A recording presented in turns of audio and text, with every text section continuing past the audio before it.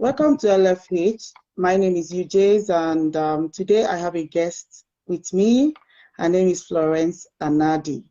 Florence Anadi is a widow. She's a shoe designer and a shoemaker. In case if you want to make your shoes, just chat her up immediately. She's awesome. Okay, and she's here to share her story, her journey with us. And I hope you guys have been itching to hear so many things, what she went through in her marriage. Florence, I have a few questions for you, but first I want you to Okay. greet my audience. My audience are here and they are so happy to welcome you. So say hi to my audience. Hello, everyone. Good afternoon. Good morning. Good evening. I don't know Mhm. your whichever location. Just how are you doing? I'm fine over here. Happy Sunday, everyone. I'm Same Florence to you. Anadi by name.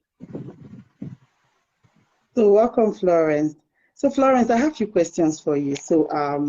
When did you get married? Well, I got married at age of 21 in 2005. We Wow. met. I met my husband at a wedding function. Yeah. Oh, at the Actually, the wedding very function. first day, yeah, at the wedding function, the very first day he saw me, the first thing he said, I was going to marry you. Are We you just serious? laughed You over guys it. did not cut or Yeah, anything? Huh? no, the very first time he saw me, he said, I was going to marry you. I just like, all these Onitsha people, is that the way you guys get married to people that you don't even know? So we just laughed it over. That very day, we exchanged numbers, and that was how it started. We So no met in courtship. February 12th. Not courtship. We met in February 12th and we got married by October 29th. Wow, that's Yeah. amazing. It's always rare to find that such. We always have, but well, I don't know what to say. Some people like they always do their courtship before they get married. Some people they meet someone maybe a month after they just get married. Well, that's good to hear. So how was marital life with him? Well, the marital life wasn't easy at all because he was living with his siblings. How Yeah. many of them? Now, I think we are up to 12 in the house, a flat. 12 siblings. Yes. Not really his siblings. His boys were six in number. Then his siblings were three matured girls. Their last born was 6 years older than I was. So you can imagine Please, six. I'm sorry to say this. When you say six boys, is it like people that come to serve someone and then they settle them and pay them, or is it Yes, his yes, own blood? yes. Okay, so like those His ones that come boys, and his boys were six in number. okay, His and boys were then six the in number in the siblings are house. five. Three girls, three girls. Then two of the niece, his other sisters, two kids, a boy and a girl. Him himself, his immediate younger brother. God, we are much. We're up to 12 in the house. So how do you cope? Like Well, food, at first, and I know it's not at first, seriously. I know it's not easy living with living with brother-in-laws, and so how did you cope? And notwithstanding that they're your seniors, they're like, how did you cope? it wasn't easy. It wasn't easy at all. It wasn't easy. I was in school then. So, but when the issue started was when I came in, I tried to take over as the new wife, to start doing the wife duty, but the sisters refused. They said that I can't just come to their brother's house and start giving them order on what to do. I will cook in the house and they will not eat. So we are like cooking three different pots. I'll cook, Wow. the younger sister will cook, because my major problem was the elder sister that was living with us. So Mm. I will cook, she will cook hers, her younger sister will still cook. So we are like cooking three different pots. So at the time I became so pissed off that I had to asked him, my husband, what was going to be how are we going Outcome to of. resolve the issue? Yeah. Mm-hmm. So he said And that what did as I'm still in school, what do I want him to do? So I said, okay, it's better I just have to pull back. The sister should continue the cooking so that everybody will be eating from one pot. Actually, what really made me to consider that was I went to meet my mom to seek her advice. She didn't even allow me to talk. She was like, I should go back to my home and make up my own. That mm, every woman must face one or two challenges in her in the marriage. marriage? Yeah. She didn't listen to me. She didn't try to even hear what I was trying to tell her. She just said I should go back to my husband's house and know what to do. So that was when I Mm, went back and I called my husband there. I told him that I think to resolve this issue, since they said I cannot debate them, tell them what to do, I rather allow them to do the cooking that I will eat. That was how the house became mm. peaceful. Yeah. The So house they became started peaceful when cooking. you let them cook. Yeah, yeah. They started Okay. cooking. They cook, I will eat. But sometimes, if they cook what I don't like, I have to say that I know I don't. There's some certain food I don't like eating. I don't eat them. So if they do, if it's what they cook that day, I'll tell them that I can't eat this thing. So I just have Mm, to sort myself out in looking for what else to eat. So it wasn't easy. 5 years living with them, it was hell. It was hell. So we yeah. continued that way. My first Christmas with them, that was in 2005. Before we went for Christmas, I was still in school. Two of the younger sisters were still in school as well. So we were trying to make up, we were writing lists of what to use and go back to school. Their last born brought out our list. Oh my God, it was something else. So my husband refused that the list was much, that she should consider Mm, as an additional person in the house mm, now, because he was their breadwinner. Yeah, he was a yeah. breadwinner. So he Sorry. said Is that your they should husband the only consider. son? Is No, your no, no, husband no, the no. only There are son? three boys. No, there are Okay. three boys, but Sorry. he was their first son and he was a breadwinner. He was Okay. their first son and he was a breadwinner.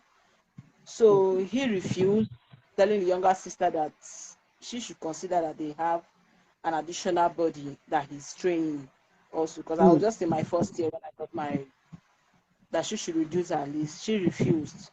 So I called her. I was like, babe, this list is much. Okay, let's both of us write the same thing. Let's both of us write the same thing. Let's see how I'm going to convince him to do this for us. But this your list alone is nothing he will agree to do. yeah. She flared up, telling me that who am I to tell her what to do in her brother's place? I can't dictate for her.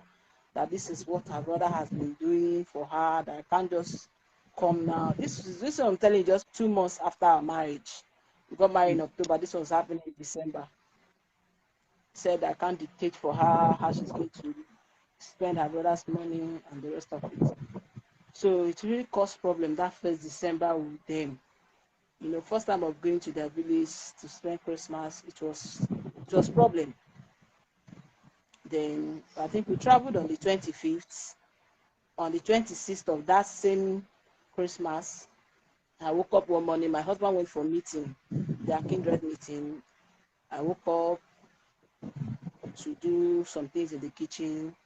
I couldn't find any pots, no spoon, nothing.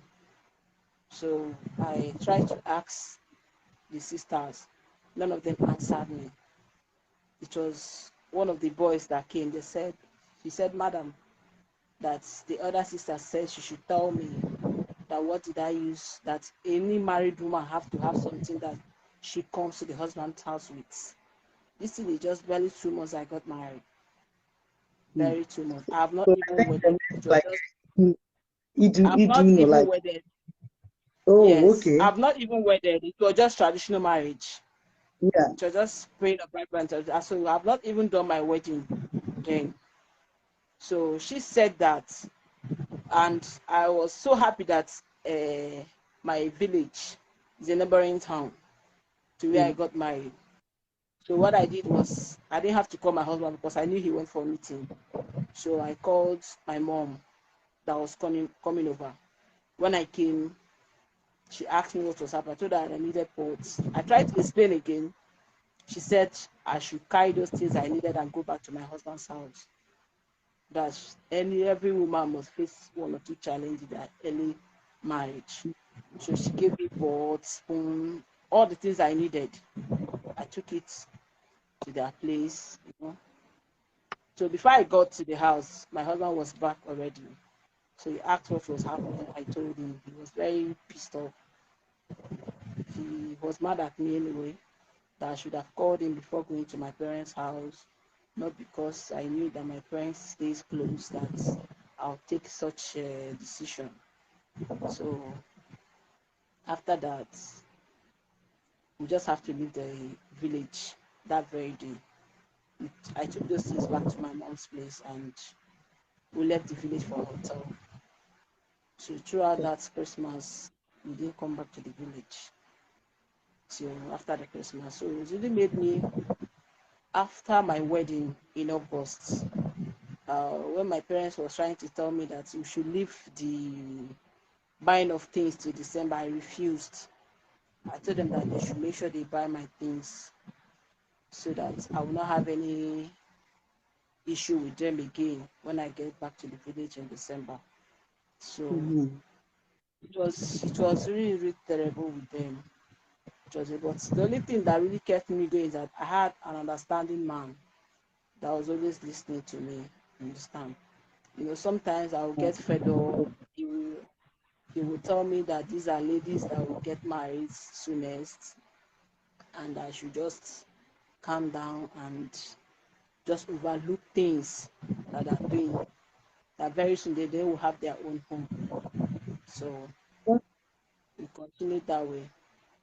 Okay. Do you mind sharing where your husband is from? Like Yeah, his he's from hometown? Nise. He's from Okay, Nice, nice. Anambra State. Oh, Yeah, that's good. from Nice, Anambra So, State. what were the challenges you went through during pregnancy? Wow. Well, before I got pregnant, I had two miscarriages. Just one or two Wow. stress. Yeah, How? How I did had it two happen? miscarriages. It was stress. It was stress. I had two miscarriages, which was the second one that my parents got to know about it. Yeah. Mm-hmm. So when I took him, that was in 2007. I was meant to go for my IT program in 2008 in Port Novo, Benin Republic. So Okay. when I took it 2017, 27, my husband refused. I was not going to go. That I needed to stay back and let him watch me. That this is the pregnancy we have been looking for the past 2 years. So he didn't allow me to go. Then when I was 4 months gone, he fell ill. He was just coming. He had his bath one morning. As he just came out from the bathroom, he fell. Oh, Yeah, he fell. He had stroke instantly. choke? I just, yeah, stroke. I just had to manage to put on his clothes and I ran out. I was so confused because I didn't know what to Mm-hmm. do. I ran out to call his sister. She came in. We called the elder brother. That one came. We took him to the hospital. So after some time, I think after about 2, 3 days, they decided they were going to take him to. There's one woman that was like a family friend. She's a pastor before I met them. But before, in 2 years, I think a year into my marriage, the younger brother, their last son, got his own apartment. Yeah, got his own apartment. So he left and my husband asked his younger ones to go with him. But the elder sister refused. Their last born and their second to last born went with him. So I think the house was a little bit relieved. So Okay. someone is asking how Um, old is he? Yeah, Esther. I think he was, Alpha was 34 when he had the first stroke. 34 He was years. 34. Yeah. Please show love by sharing this video, please. For those joining in, my guest here is Florence Anadi. She's just telling her story, how she became a widow at the age of 25 with a child. Okay, thank you. Oh, he was 34, So quite young. yeah, he was 34 when he had the first stroke. So we went for. They took him to the woman's place. Then I went to stay with him because we were quite close.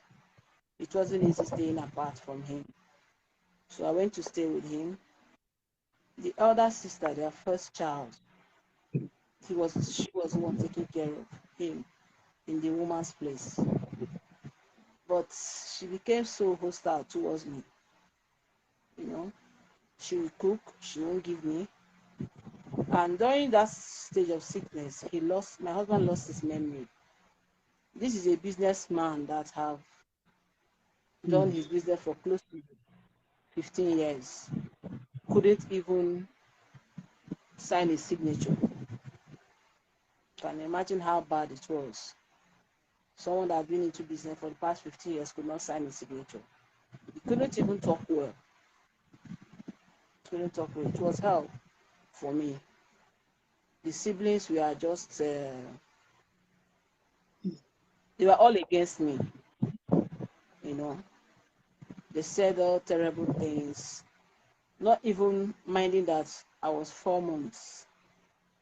I was just four Pregnant. months pregnant. Yeah, I was 4 months. I was always staying with him. The sister would cook. She will not give me food. And the And woman, she knew you were yeah, she knows. The woman, my husband was staying in the house. I didn't know how to tell her pregnant. because I felt he's gonna bring um, an issue between them. So what I do was, if the sister is not around, I'll quickly rush in, get a spoon and eat with my husband. You know, then as she's coming, I'll drop the spoon and I'll hide it.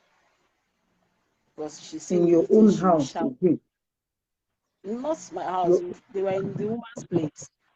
okay. Yeah. So I couldn't even tell my parents because my mom was not giving me a listening ear. So I couldn't tell her. So these things continue like that. 5 months, 6 months. The day I went for antenatal, my BP was 172, 110. That was 6 months. Yeah. 172, 110. I will never forget that day. That was the day. Please, If you see me, I was so lean. You know, I I just had to open up to those times that whenever I weekend like this, I go back home to eat very well. But still, I'll still come back to know how my husband was saying. Yeah, at the time he became to speak. You know, sometimes if he's eating, he will turn and say, "Baby, I've been eating." At least he was trying. There was changes in his health as he was there. mhm, So one day okay. after my last antenatal, my 6th month, 24 weeks, I just have to open up to him. One night I was crying. I was lying down with him on the bed. I was crying. So he noticed I was crying.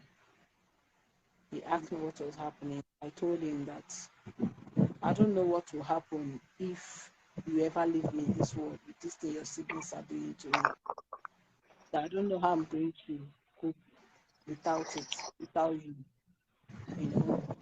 For the first time in 2 months, he spoke very well. I myself, I was surprised the way he talked to me that night. He just said, baby, that he wants me to go home, to go and take care of myself and our baby. That I should not worry, that he will be fine.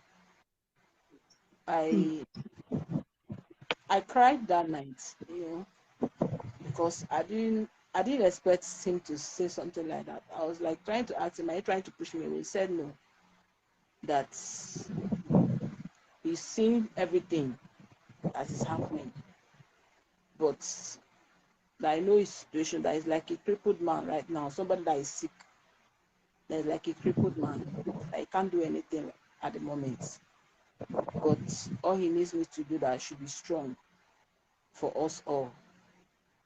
So he said that it's either I go home, or I should speak to the woman that is in his place to always give me food. So after talking that night, we slept. The next morning, I went to meet the woman that it was time for me to go home. That was when I told the woman everything. She became so angry with me that why haven't I been telling her all this thing for the past 2 months? So I went back home. I told my mom. That was the first time of telling my father what was going on. So my father was so angry. He said that from today, that whenever that I will only visit him weekends, that the driver will take me there and wait for me and bring me back home, that I won't sleep over there again. Even the day I tried to do it on my own, my father asked me that if I don't come back home, that he will personally come there and take me home. So we continued that like that. So after everything, we on my Okay. 8 months, on my 8 months going to 9 months, I told him that I was almost due. And sometimes, if during my antenatal, I will be begging this brother for money to go for antenatal. If I tell him I need 5,000, he'll give me 3,000. Sometimes he tell me that he doesn't have money. So my mother asked me to stop asking him for anything till my husband's come back home. That was how we stayed. But during this period, I was just begging God that if this man should die, I don't know what these people are going To to be do to okay. him. This was happening in 2008, 27/28. I don't know what's going to happen to me if this man should die. With these things I'm going through in their hands at this time that he's still alive, or because he's sick. As God may have it, he became well.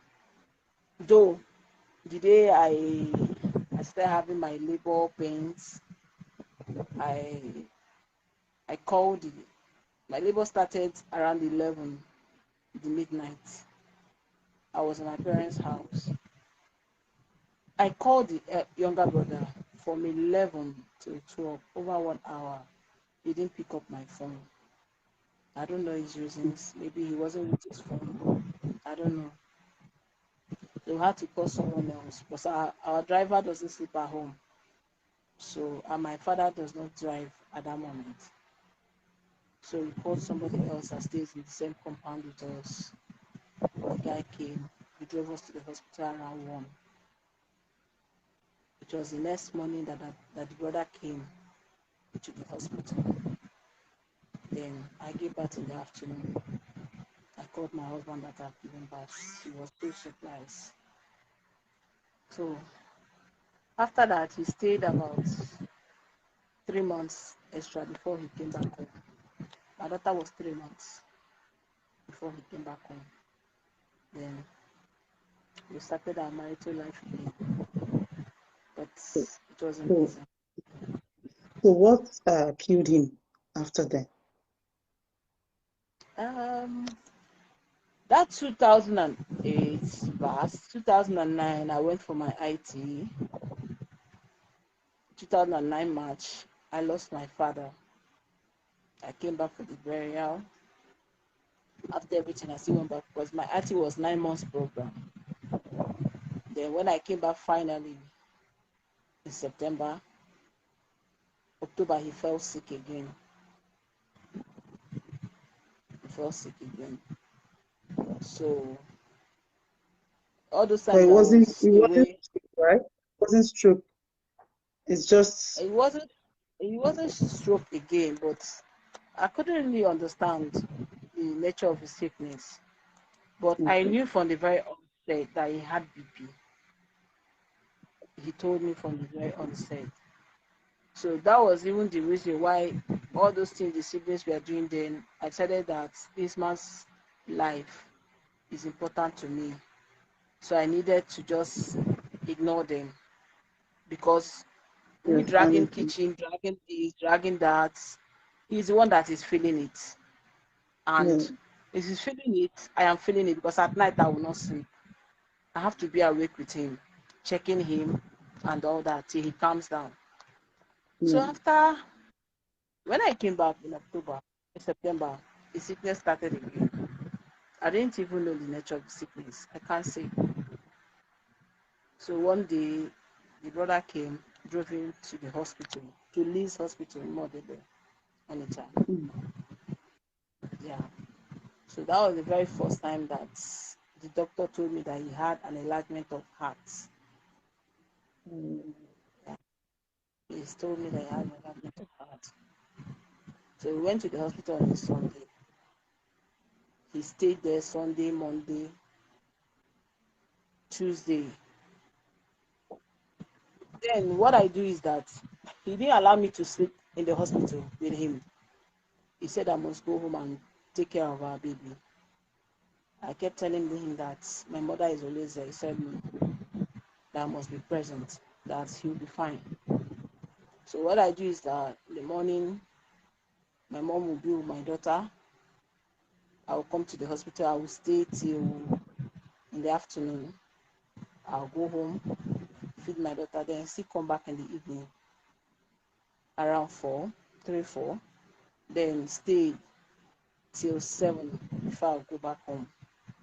That's the way I was doing it for the past, let's say, for that 4 days. Mm. Then on a Thursday, I I went home as usual in the afternoon. Mm. Or for me to come back uh, around 4, I was told he has been discharged. Okay. So I said, discharged? How? That was coming from the house. He's not there.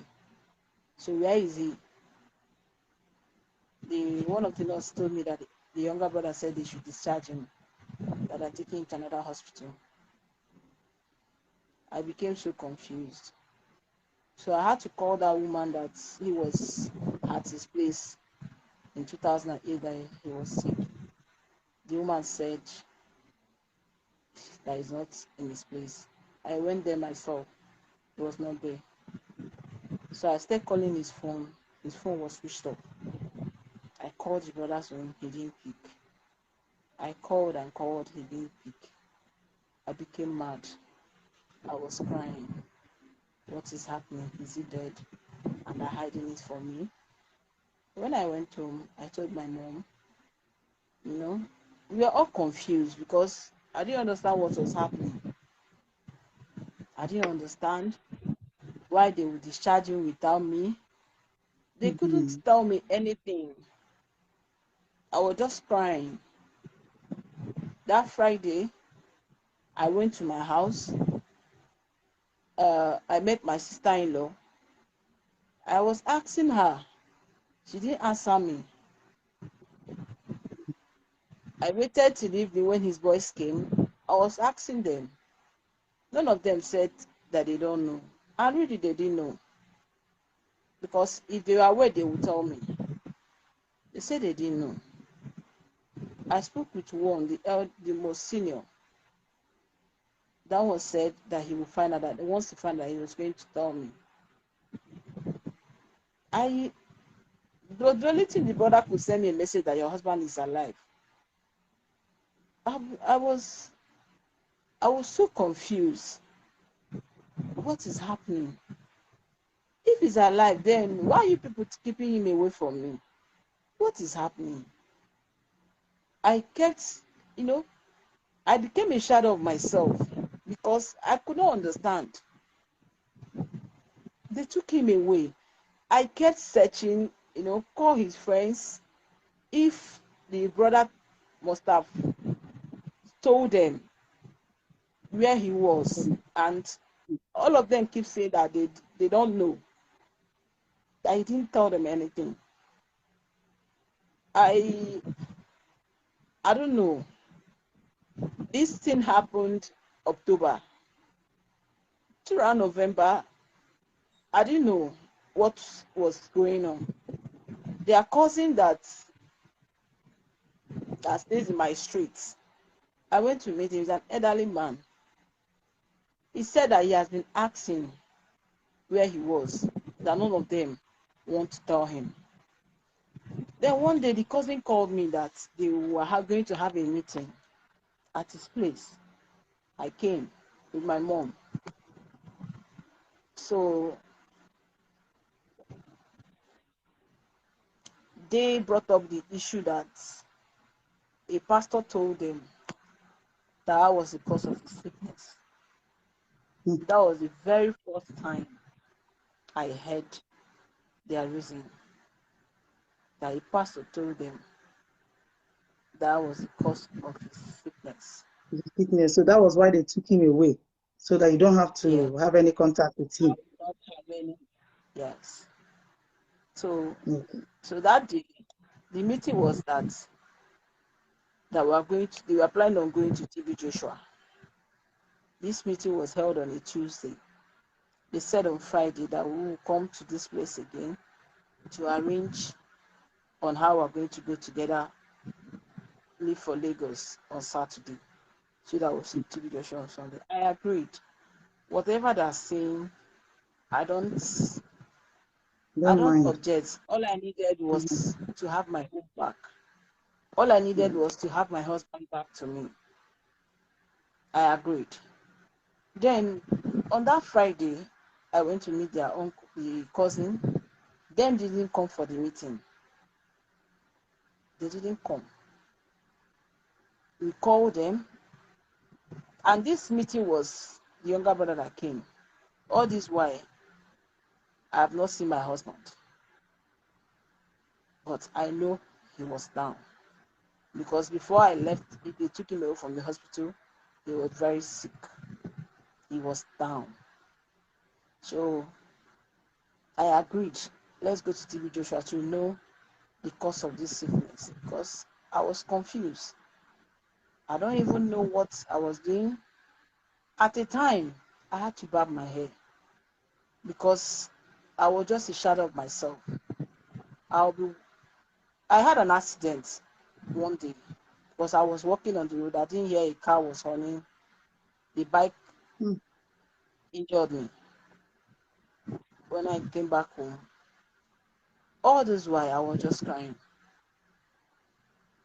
So they didn't come. The TB Joshua case didn't go on. In December, I got a letter from court Enugu North, Onitsha North, sorry, that I'm being summoned. On a Monday, I went to meet Wow. them. Yeah. Getting to that place, I saw a letter. It wasn't my husband's writing, but his signature was there. That he was seeking for divorce. Yeah. I told him that this is not his writing, but this is his signature. They said, damn me, someone wrote it for him. I said, yes. They said, okay. That the thing is that all of us will have to come and sit and have a discussion. Let's know the way forward. I said, no problem. The day that was for the meeting, they didn't come. The day for the meeting, they didn't come. So, and it was approaching December 25th. People, Christmas period, people already making arrangements to go to travel for Christmas and all that. Mhm. So they now shifted our next meeting to be in January. They said I should go. I should keep them quiet till when their brother gets well, let's really know Mm. what his problem was. Then December 19th, the worst happened. I was still sleeping at home in my parents' place because all these things I had to. I came back home one day. I noticed that my brother-in-law have changed the locks to the house. The locks to the house, the keys, the entrance key. So So you I can't couldn't say, enter so you anymore. can't say. Yes. So I waited for his boys to come back before they could open the thing for me. My husband's key to his room was changed also. So I have to go in from my own room to through the back. I picked the things I wanted to pick, and the brother called me because the sister told him that I was in the house. So he called me.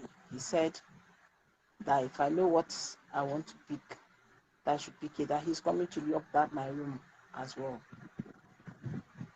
So I told him that he can't do that. That moreover, I'm still married to his brother. I don't know what his plans are, but whatever it is, I don't think I'll stand and be hearing what he's saying. So I just picked the things I needed. I went to my parents' house. So on the 19th, on the 21st, sorry, 21st December, I was still sleeping. I got a call from my neighbor that my things were thrown outside. Yeah, These people are so heartless. So heartless. and my things Are you were kidding? thrown outside. And my place to my husband's place is the same area. This was the place I was born. This was the place that I did my youthful age, everything. I went to primary school in the area, my secondary school. All my life was in that area. So you can imagine the shame, the disgrace I got. They threw my things out. The ones that they brought out, my baby's things. They brought out everything outside. So when I came, I was I came with my elder brother anyway. So I went to meet the brother. I was asking him, what is the meaning of this? What kind of shame is this? Allow your brother to get well. Then let him tell me to my hearing. Let him come out. Wherever you're hiding him, bring him out. Let me know. Let him tell me to my face what actually is the problem. You know, he he said I shouldn't disturb him. So I held him. I told him that these things he's doing, I don't know. So from there, he wanted to beat me before my brother came out. He managed to escape. The next, he went to call police for us. I and my brother that we came to beat him. Yeah, he went to call police for us. So, but before he came, my cousin recalled to complain about everything that was happening. I've told us to go to area commander in Onitsha. Now should go and lay complaint there. So before the Mm. police people could come to the house, we were already at the police station, at another police station. So the police people came. They almost arrested my mom. Before one of them was like, no, that this woman is too old for this kind of thing. They now dropped a letter that I and my brother are needed in the police station, Elan Town. So the police that we even went to meet started asking for their own money. Their case is a case of another day because No, no, no, um, no. I don't know. I don't The know. police for you. So with that issue, after everything, after 2 days, I went to pick my things, the ones they brought out. My things were outside for 2 days. Yeah, 2 days, 2 nights. Just there, my siblings, my family said that think enough is enough, that I should quit the marriage. I should tell them to come and take their bride price so that I will take a walk. Rest. Mm. But I Mm. refused. I refused because I know the man I married. My 5 years I've with him, seen he has him. never raised his hand. He has never raised his hand on me. 5 years with him, he has never done what warrants me walking out of the marriage. You know, if it was somebody that has been abusive from the very onset, I think Mm. I won't look back in walking away. But I couldn't because I I know what I know him, I know him. Even one of my very close friends, she's online right now. TC, I can see you. She she was one that most encouraged me. She said, babe, you know how from too well. You know, if Afam was on his feet, he can never stand anybody hurting you. So don't back out now. I said, yes, babe, I know him. So that December, because I refused for them to come and collect the bride price back, my family turned their back on me, in a way to make me to listen to Accept. them. Mm. Uh, then my other sister, she took my daughter. She said whatever it would take my daughter to go to school, that she was ready. Then my daughter was just a year and 6 months. So she has a son, as my daughter's age mate as well. And her mother-in-law was with her as of that time. The mother-in-law was taking care of the boy. So the mother-in-law asked her as well to bring my child so that I'll go back to school, which I Mm. did. Such a good mother. So I went back to school. I went back to school that January with nothing because my family refused me. They needed me to back out from the marriage. And throughout, 2 9, I wasn't in school environment because of my program. So that 210, I had to start looking for accommodation.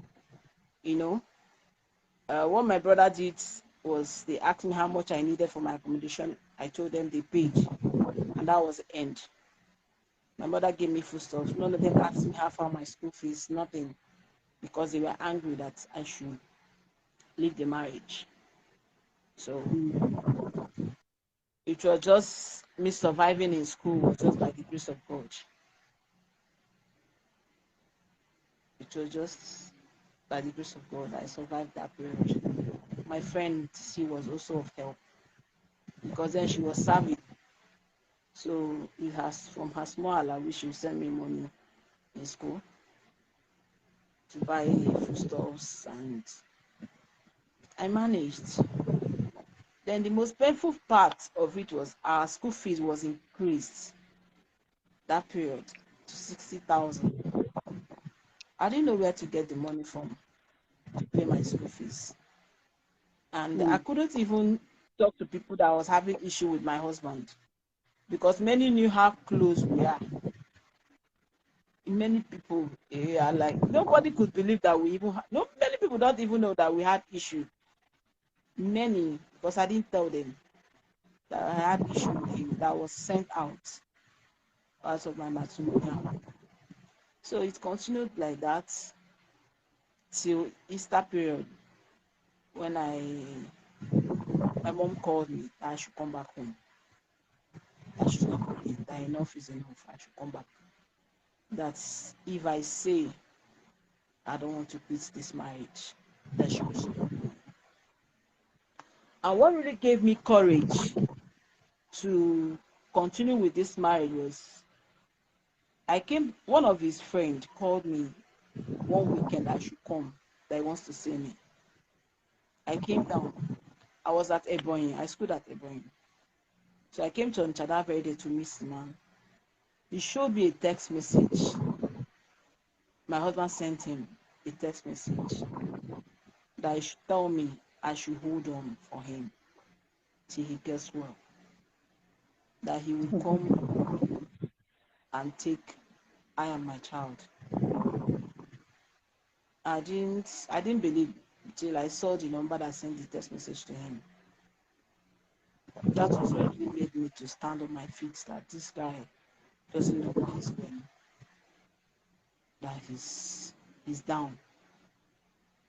So when the pressure from my parents were just coming, I didn't I didn't back down because I've seen that text. That text was just like an encouragement for me. The only person I told about this text was my friend TC. She she she, she told me that, you see what she was telling me, that I should keep it up, you know. So that Easter period I came back home. My mom spoke to me. We talked at length. She said no problem. That she herself, she knows her farm also. That if it was not somebody that she knows, she would have insisted I leave that marriage. But since I'm insisting that I'll wait for him, let him get well, that she will support me. So my exams were fast approaching. I went back to school April. I started exam in May. That's my final year, first semester. When the exam started on a Monday, on Tuesday I was so weak. That was on the May 19th. I was so weak. I woke up so weak. I was fever. When I got to the exam hall, my friends were like, maybe I've taken in.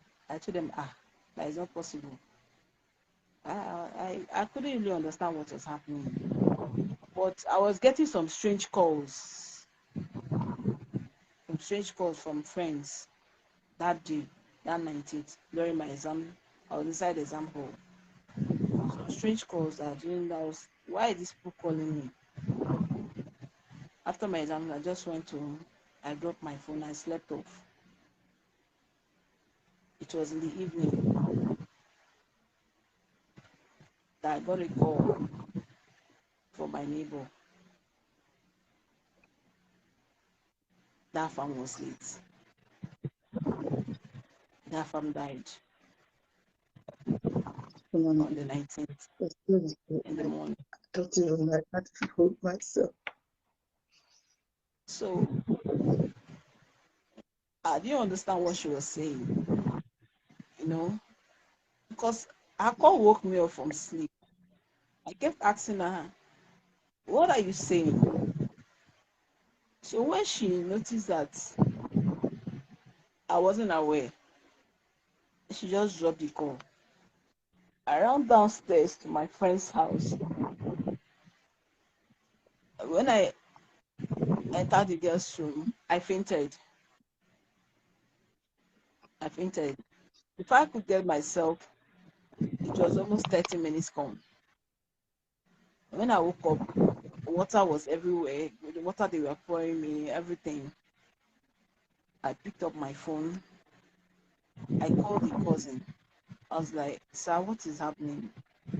He was one that now confirmed that my husband was dead, that he died that morning.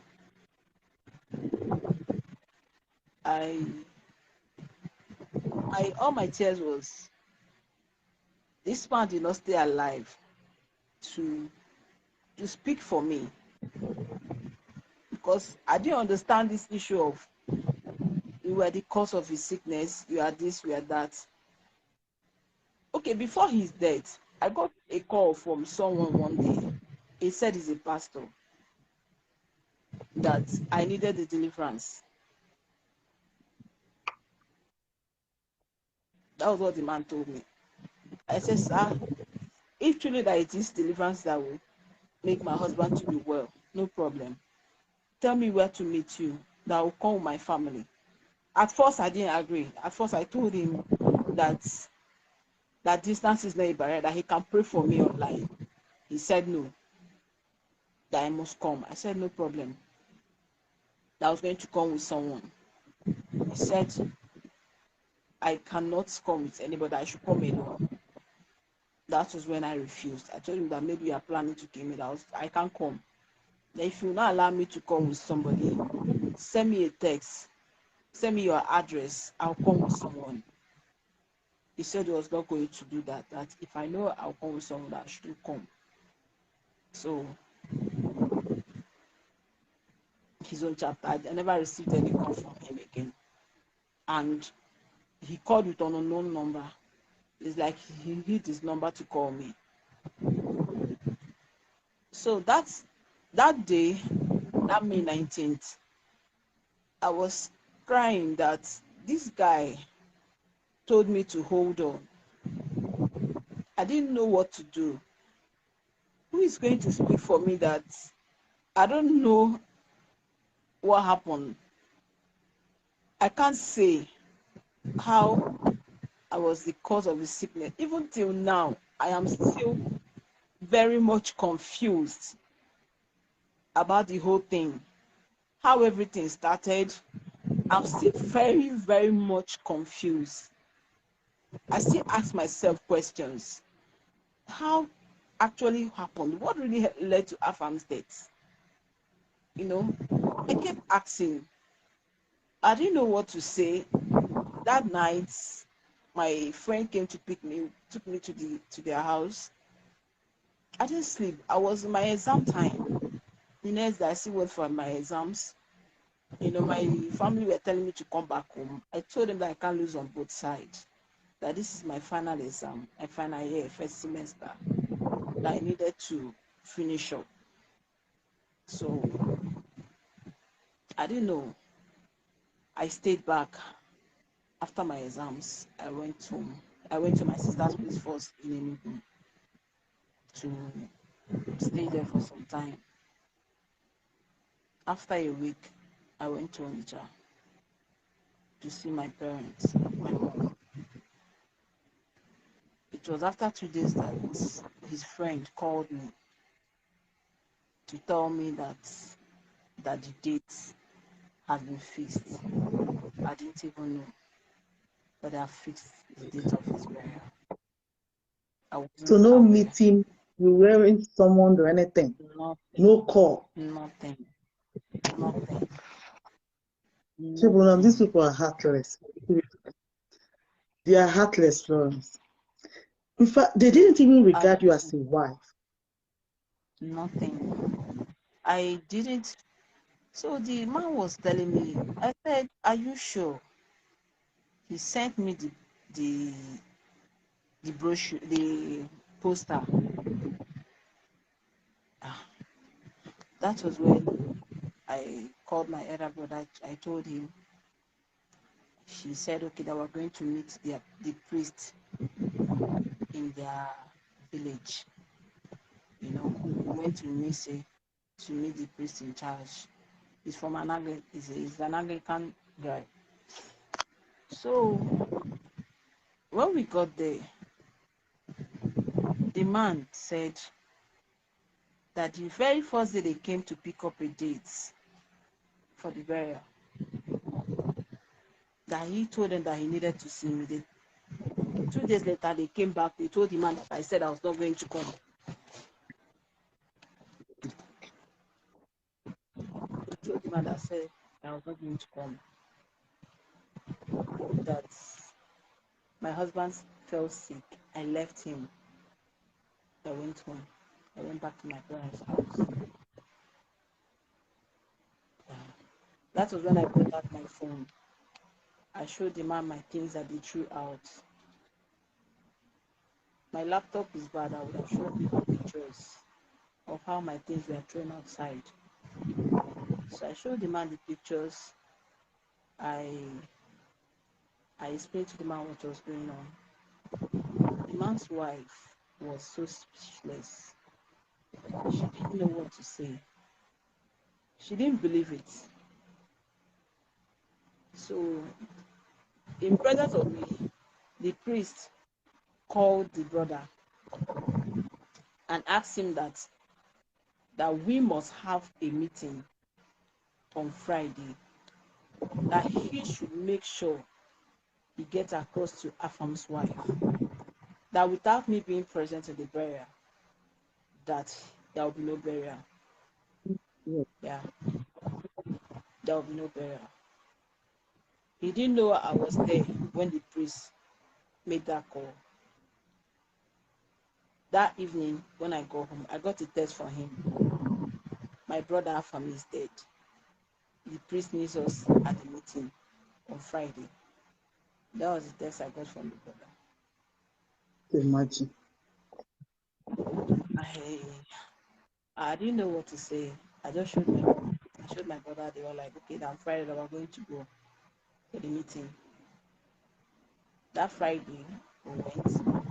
He came there and came their uncle. So there were a lot of issues, arguments. But one thing that they never admitted that they threw my things out. When I brought out the picture, they were like, that my husband asked them to do it. That he was So, the one that so asked them. that not up. Mm. Yeah, he said they he said that he asked them to do it. So they were acting on his instructions. So but the man just told them that one, in Igbo land, that they must come to my house to tell them that their in-law is dead. So they should hold a meeting. This thing I'm telling you that the burial was supposed to be next week, Friday. So a week to the burial, that was when we were having this meeting. So if not that the friend called me, I wouldn't have even known when my husband was to be buried. I wouldn't have even been aware of his burial. So it was there that I wrote, and as funny as it is, on the poster, there was nothing indicating that he was married. He just wrote father, son, brother, uncle, nephew. There's nothing like husband. They didn't even include my name on Mm. the poster. Then it was there that the priest asked me to write a tribute to him, which I did immediately. I gave it to the brother. I gave it to the brother too. During all these challenges, the person that was even my problem was my daughter, because she was fond of the father. She can't sleep without lying down on the father's chest. So all this while my brother was the one doing the duty. But my brother-in-law, my sister's husband started his own. That was how everything was just going on. So I gave them the tribute.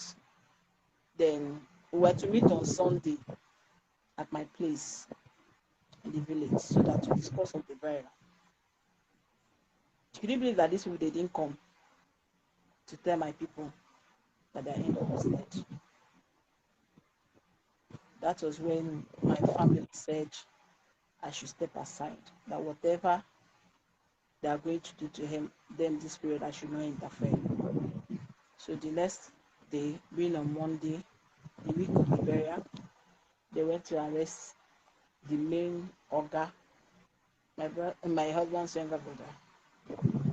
They arrested him. They took him to cell at Oga. On Tuesday, I was summoned by the assistant commissioner. My family were demanding for autopsy to know the actual cause of his death, what really happened. But I refused. I told them that this guy is a peaceful guy, and I wouldn't want anything to start cutting him or anything. They should just bury him. I don't want issue with this people. That this guy is dead, is dead.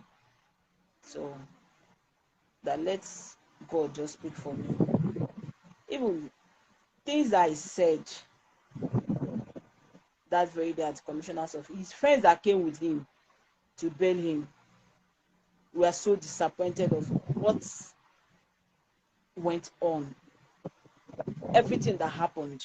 They left him. He was just standing alone because they never believed it. All this while he had been lying to them that Afam became sick. I carried my bag. I went to I went back to my parents' house. That was what he was telling people. At first, he still told some people that I was having an extramarital affair. Mm. That that was why my husband became sick and I left the house. So they didn't believe the story that I said. Even the commissioner was like, I said, commissioner of police was like, all this thing was happening. Why didn't I tell my family? I told the man that the very first day I tried to complain to my mom. She sent me back that I should go and build my home. The man was like, yeah, your mother did the right thing, that is what a good mother should do. But even at that she would have still listened to me. So after everything, I just told them that I don't want issues with these people, that they should just bury him, let everything just go. So on the day of the burial, I came with my family. I saw the brochure. The tribute I wrote was at the back. We just Everything I wrote was just nonsense. We just picked 2 lines, added it at the back as my tribute. Mm. Just 2 lines. They just did it as so that the priest, even the priest insisted that they should redo the poster. But I told him that there is no need. So they buried him. Immediately after at first they didn't want to allow me to come and see his corpse. They didn't. It was their women that said no, that I must come and see my lost husband's corpse. So the last time I saw Afam was in October. I see him again was June 25th, when he was lying lifeless. If he Mm. asked me where he was before he died, I don't know. If he asked me what killed him, I don't know. How his life was towards his ending, I don't know. Because I wasn't given the chance. I was locked out of everything. Everything. So after the burial, my dear, I went back to my parents' house. And when I went back to my parents' house, my things were still in the house. The things that my parents gave me as a married woman, like Iduno in Igbo language. Yeah, it is. Yeah. My gifts that I received on my wedding day, they never brought anyone out. Till when I started demanding that my things are in the house. When my father died, I got 6 Hollandis from people. I never saw that again, that cloth again. My clothes, my jewelries, I never saw those things again. So Mm. then 2 months after our family states, I got a letter from them, from welfare, Oka South. Getting to that place, they were demanding for my daughter, a 2 years old child, that they want to take her. Imagine. That their brother asked them to take his child. And during this process, they went as far as taking my wedding certificate, my wedding pictures, my daughter's my birth certificate, everything. They took everything. So when my daughter was made to start school, we were demanding for her birth certificate. I had to go and get another one from the local government. It was then I changed her name from their main surname to her father's name, Good. so that she would bear her father's name. The account, her account that the father opened for her, I had to close it down so that I will run, because that one they took the passport, everything. So I closed that previous account. I opened up another one so that she will be bearing her father's name. So during the issue of welfare, they said they were demanding for my daughter, a 2 years old girl, that the brother asked them to take her. So the very first day I came with my brother to know why they summoned me at the welfare, they said they were going to take my daughter. It was then I said, you people took everything from me, but you see this girl, I can't release her. This is the only thing that I have in this world that our family left for me. And none of you will come close to her. It wasn't an easy battle in that aspect. It wasn't easy because they bribed their way in, that the woman in charge of the case was about signing it off for them before Christmas came. So they decided to postpone the case till January.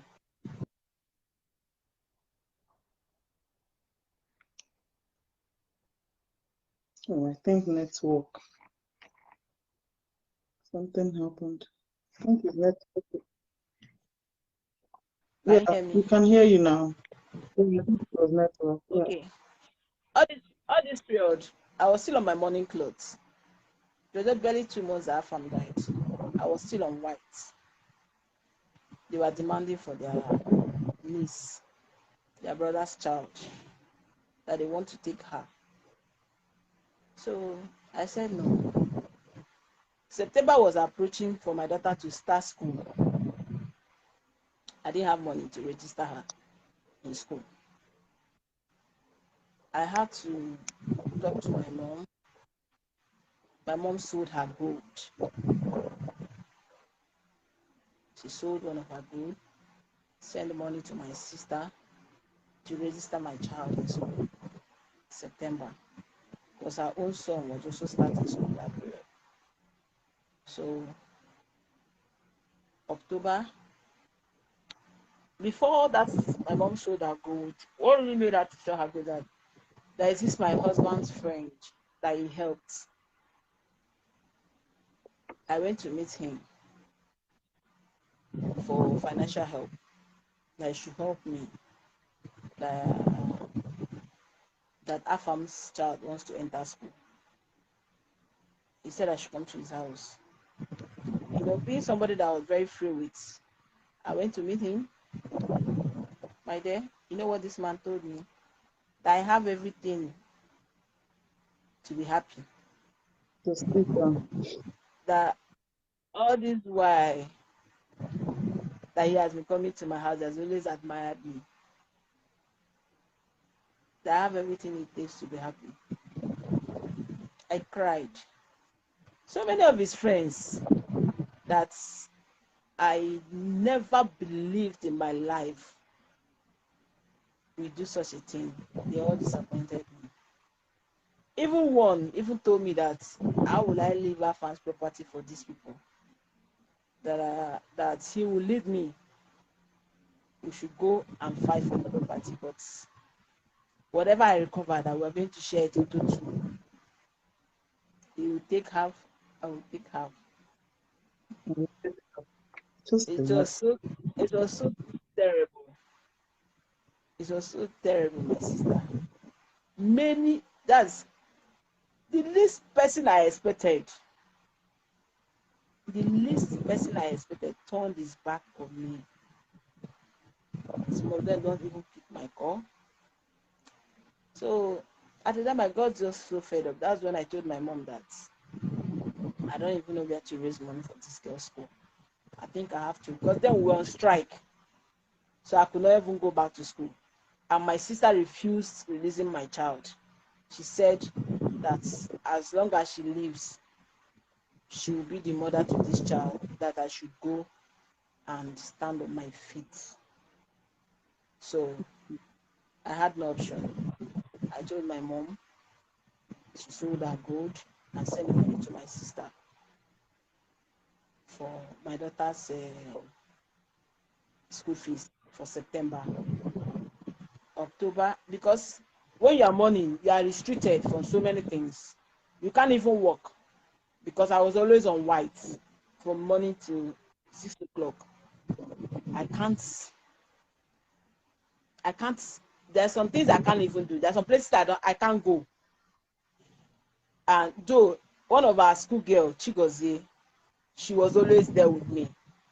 Yes, she was always there with me.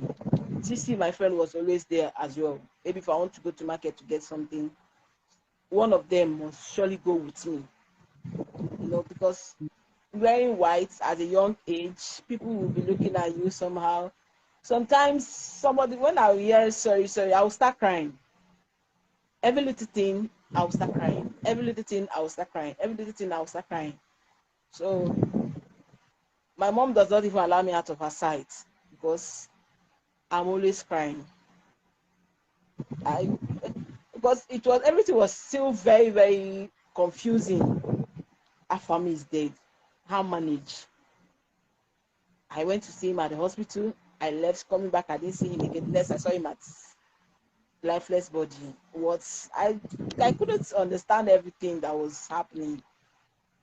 So when my daughter entered school, October, November, I decided to just pull up my morning clothes. I mourned him for 5 months.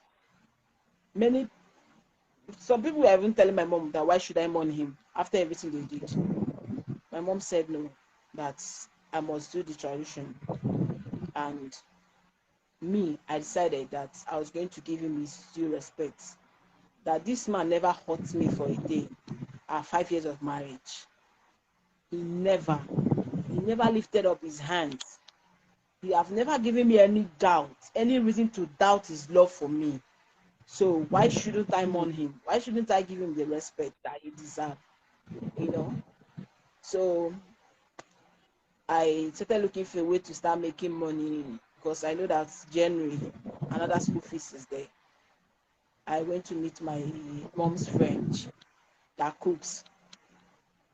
I told her that I want to be working for her. If she have events, I will go with her and serve. She will pay me. I went with her first, second, third day. The third time she refused, said I was not going to come again.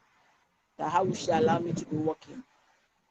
That was when she paid for me to learn how to bead, how to make bead. I learned how to make bead. I learned how to do hair ruffle with wool. I learned how to do hair Yeah, ruffle one with second. wool. Yes. Monday we'll do that at the end of the show, please. Let her just finish the story, okay? Thank you. I learned, Yeah, I learned please how to continue. make wool. I like how to make hair ruffle with wool. So I'll bead, necklace, earring, make hood. My friend TC will take and go and sell for me. I have another girl that do sell. People started buying from me. That was how I started getting little money. I was still thinking of in January how to go back to school for my second semester. I didn't have any clothes. Somebody that have been on white for the past 5 months. Where am I going to get money to buy clothes from? I didn't know what to do. That was when I reached out to you, EJ. I reached out to Chiyeri Lonzo. She was then in Canada. Then both of you surprised me with, oh God, clothes that till date I still have some of them that I refuse to give out. You guys covered my nakedness because I didn't know how I was going to cope in that January. I didn't know. Then January came. Chioma Atalemo reached out because she's my daughter's godmother. She reached out. She said she wants to pay for her school fees. She didn't even know all these things that I went through. She just said she wants to pay for her daughter's school fees. I said, God, you are really, really faithful. I told my sister sent her account number. Chioma paid for her school fees for that second term January. Then January came, I went back to school. Then still that's the day I wrote my final exam in February. I got a call from the welfare again for our next meeting. So that day, after my final year exam, I went to Oka. As God may have it, the previous woman that was in charge of the case was no more there. She had been transferred. So they brought a new person. Yeah, they brought a new person. Then the man that they brought read what the previous woman wrote. He tore the paper. He tore everything. He said, the man asked me, how old was my daughter? My daughter was just 2 years then. I told him. He said, 2 years, that this woman wanted to take away. That's 2 years old child that this woman wanted to take away from her mother to give to who? To strangers. That is not done in any way. He tore the papers. He said that we are going to start afresh, a fresh case. So it was then I told the siblings that I'm through with my exams now. At least that I have their time. That anywhere they like, they should take me now. That I'll answer them. But one thing they should bear in mind, you see this girl, I won't release her to anybody. I will not release her to anybody. That she is my responsibility. That I will do whatever it takes to bring her up. You get that even talking about my sister will not even agree to give her to anybody. My sister will never. So that was how I still talking about my property. They should give me my things. They denied that most of the things are his brother's own. And how they shifted the case, they said, actually, the younger brother was in the same business. He was under my husband. So what they now said was that is their father's business. So now, as my husband was no more alive, that the younger brother will now take over the business. So I told him that I wasn't interested in his properties. I wasn't interested in anything that he has. Yes, I married a rich man, very, very rich, but during my 5 years with him, I never for one day thought about his money. He shops in Headbridge. I didn't even know. That's another mistake I made because I was living a nonchalant attitude life. I was like, guy, this is your money. I will make mine. That has always been my motive. Hold your money since you are in the same business with your brother. Hold your money. It's none of my business. Let it not be that your wife came in, divided you and your brother. That I'm not interested. So whatever he has, I don't even know. Yeah, he showed me some documents which I know that some of them I'm his next of kin. But where do I get them? Even if I want to fight for the documents, where do I start from? So I'm not interested. All I'm interested is my child. That's all. So after that last meeting, I told them that if you people should call me for this case of this child again, that is when I will fight it with everything in me. But if not, you guys should go with these girls. Go with whatever your brother has. I don't care. But leave this child for me. So they told me that since I've refused to change her surname back to their original surname, that they will not partake in any of her upbringing, her fees whatsoever. I said no problem. That was why at least I had my rest and peace of mind. I stopped hearing from them. Me, after my exams, I came to Lagos. I started working in my cousin's office. From there, I went for service, and this is me. And I thank God for that. Okay. So, how did you start making shoes, and how has life been all this while? Well, it has not been easy. It has not been easy. Um, I worked with my cousin's office for 5 years. From there, I got another job in VI. I worked there for 2 years before I lost my job. 2008, when my daughter was about entering JSS1, um, she got admission. She passed the three military schools.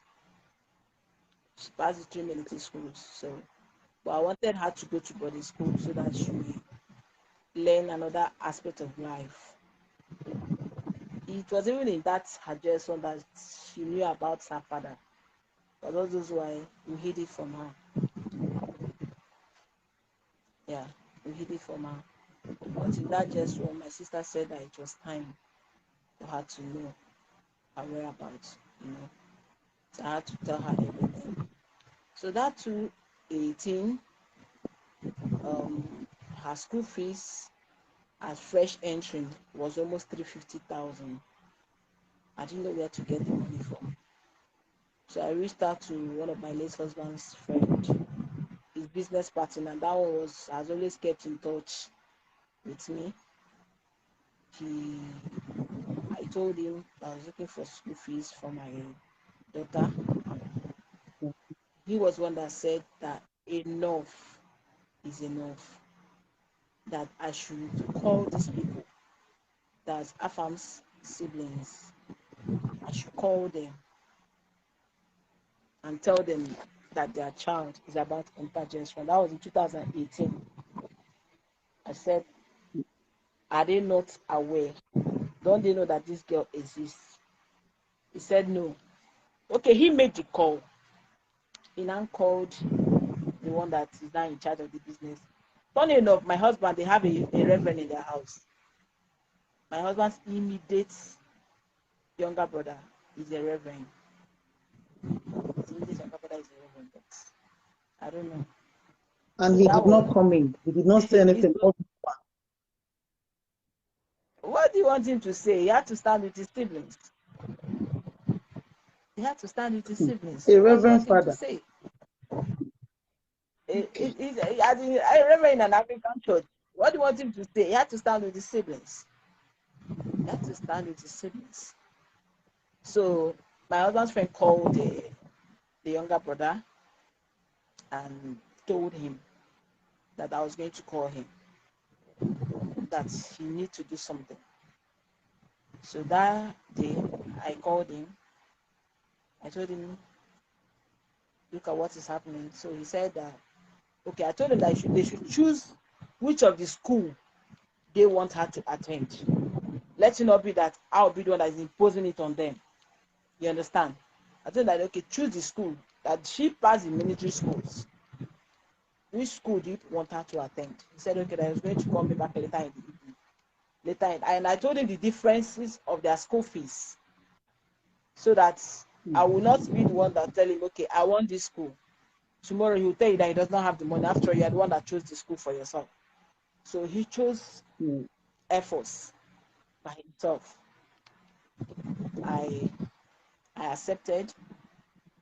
As God may have it, he sent the money. Yeah. for her first time, her first time. For the first time, for the first time in 8 years, for the first time in 8 years, they sent money for her school fees. I paid. She started school 219, then 220. I decided to. I was just tired of staying at home, so I needed to get myself busy, and I was tired of working for people, as in waking up in the morning, going. I wanted to learn handwork, so I just decided I was going to do something different, you know, something different in the sense, maybe learn sewing, hairdressing, or anything. So I started going. School shoemaking just came up. I searched online. I got a school shoe speed academy at Ikeja. I called. The man picked up. I spoke with him. He said, okay, I should come over to the office. And when I came, he spoke at length. He told me his fees. The first day I came, that was the day I decided I was going to continue, because he made it to look so simple, you know. Teaching someone for the first time, he made it to look so interesting. To be a shoemaker, you don't have to be ashamed of your work, you know. He really gave me hope. And the female that taught me, that was my direct teacher, made everything so easy for me as well. She was like, Florence, this is me. I mean, she showed me her handwork. I said to myself, one day I would like to be like Adeline, if not better than Adeline, you know, that kind of a thing. That was why I started the journey of shoemaking. And since then, I found people. He paid throughout the first term. They have JSS1 throughout. He paid first term, JS2. Coming to second term, I didn't hear from him. I called and called and called. He didn't pick up. Almost 3 days to my daughter going back to school. In nobody's school, now you must pay your complete fees before. He didn't pick up. Almost 3 days. He sent me a text I should pay, that he was going to refund me. I said to myself, where will I get 150,000 within 3 days? Who is going to give me? You know? And even if you have told me earlier, I would have, made some savings that would know that, this is school fees. I was like someone that they brought in the middle of the river and abandoned there. I had to reach out to a friend. Please borrow me. The guy did. I paid. Third term, he did the same. I paid. But towards the end of the third term, he refunded the money back. So I have to pay back to the person that gave me the money. Yeah. So now what he does is the usual way. Until you pay, I'll refund. So my dear, life has not been easy, but I just thank God. Yeah. I thank God. I really thank God for the kind of friends I have. My friends have been so helpful. Many of, if not for them, if not for my family, if not for my friends, um, some of the challenges I don't think I would have skate through in them. Yeah, but I thank God. I really thank God. So that's how I started my shoemaking.